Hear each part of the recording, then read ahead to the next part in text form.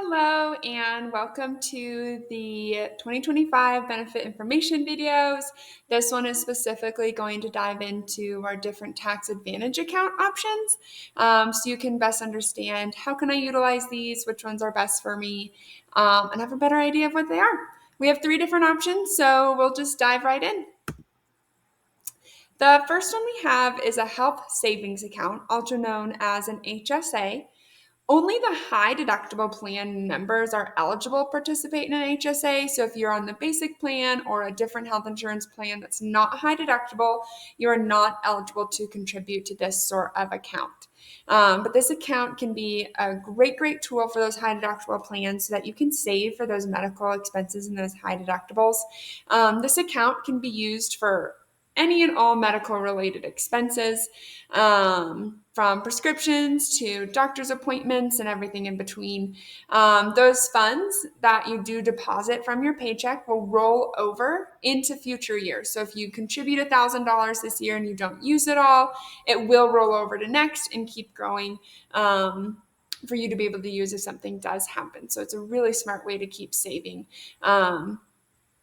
For those, unfortunately, sometimes scary, catastrophic medical expenses. A nice thing about this plan is you also can change your election at any point in the year. You just have to reach out to me, because the maximum annual contribution amounts are for a tax year. So the 2025 maximums are different than 2026. So if January comes around and you do want to up it to make sure you're hitting the maximum, we can change it mid-year to make sure that you're hitting it. These amounts are for the upcoming employee plus one or more is for employee, spouse, and employee and family. Those are the same. And if you are 55 and up, you can do an extra $1,000 to either the individual or employee plus, depending on what plan you are. So to maximize that. The other kind of health-like savings account we have is a flexible spending account, also known as an FSA. These are used for qualified medical expenses, just like the HSA. The election, though, is made for the whole plan year. You can't change it. But as soon as you do elect it, you actually gain access to the total of the funds before you've even contributed it all. So if you do decide to contribute $3,000 for the year, you will pay that through each paycheck. But on September 1st, you have access to that full $3,000 if you have medical expenses that come up earlier in the year.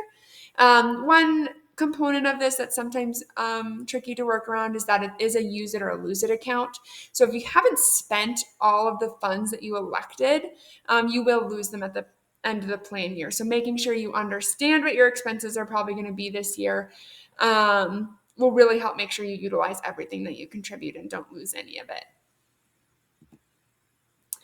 The last tax advantage plan that we offer is a dependent care account. This is a tax-free account that you can use for child, disabled spouse, or aging parent care. That can include daycare, after-school care, camps, nurses, anything that you need help to make sure that you can still work and have the people you love for cared for, you can use it for. The election is made for the whole plan year, so you can't change it throughout, and you do gain access to funds as you contribute. So not quite like the FSA, but it is a use it or lose it account, so making sure that you spend all of your election before the end of the plan year so you don't lose it. The maximum limit on that is $5,000. I hope this helps. If you have any questions at all, please don't hesitate to reach out, and have a great day.